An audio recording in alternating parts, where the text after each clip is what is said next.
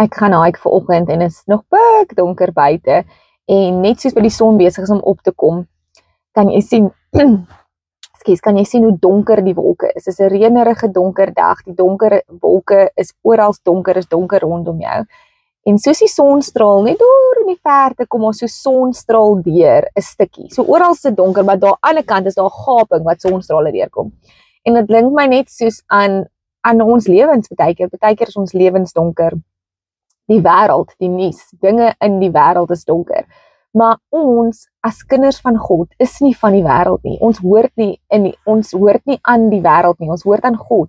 God is in ons en daar is sy krag en sy glorie is daar waar daai lig so deurskyn. Is waar God se glorie is en waar God se krag is met God binne in jou. Die Here sê in Galasiërs 3 vers 29, "If you belong to Christ, then you are Abraham's seed, heirs according to his promise." So as ons aan God behoort, dan wat ons doen, dan is ons deel van daai belofte wat ons gepraat van Abraham laas week. Van sy belofte wat hy vir ons wil gee, daai seëning. In Christ we are children of God and heirs with him to all God has promised. So ons stap in 'n ander tipe wêreld. Ons stap in 'n ander identiteit. Ons behoort nie aan hierdie wêreld nie. So maak nie saak hoe donker ons omstandighede lyk of hoe donker die nuus rondom ons nie. Hoe donker die wolke is nie, waar dit oral reën nie. Die lig kan daar skyn waar jy is met God in jou. En soos wat die Here in die omstandighede inskyn, lees ons hier in Psalm 46. God is our refuge and our strength. Our ever-present help in trouble. Hy is ever-present. Hy is altyd by jou. Maak nie saak hoe dit vir jou voel nie. Ever-present help in trouble. Therefore we will not fear, though the earth may give away. Die aarde mag vergaan.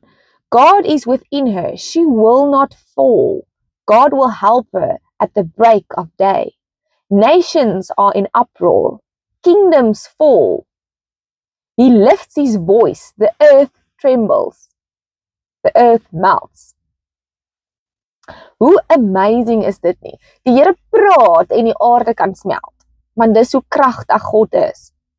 En dan lees ons verder aan, dan staan daar weer Psalm 46, sorry julle. Dis in min slaap hierso. Be still and know that I am God. So maak nie saak wat rondom ons aangaan nie. Ons kyk nie na al die donkerheid nie. Ons kyk op na die glorie van die Here wat op jou skyn. Soos wat in die Israeliete, die bloed van God was aan die deur gewees en die engel van dood het verbygegaan want Jesus se bloed was daar. En so is Jesus se bloed oor jou as 'n kind van die Here. So nie net is dit van maar ons as kinders van God wie ons is nie, maar hoe is ons dan teenoor ander mense ook? Wat 'n smaak kry mense in hulle mond as hulle klaar met jou gepraat het? Soos hoe voel hulle? Hoe laat voel jy ander mense? Die Here sê be a blessing. Nie noodwendig gaan gee geld, gaan doen dinge, gaan praat oor God nie, maar jou being moet 'n blessing wees as 'n kind van Jesus. So hoe voel mense as hulle klaar met jou gepraat het? Hoe proe hulle mond as hulle klaar gesprek met jou gehad het? Is jy daai lig, daai weerkaatsing wat op jou skyn, daai glorie van Jesus wat op jou skyn? Weerkaats jy dit weer terug na die wêreld toe of absorb jy alles net vir jouself? Al die glorie, al die wonderlikheid van God vat jy vir jouself of weerkaats jy dit uit na ander toe?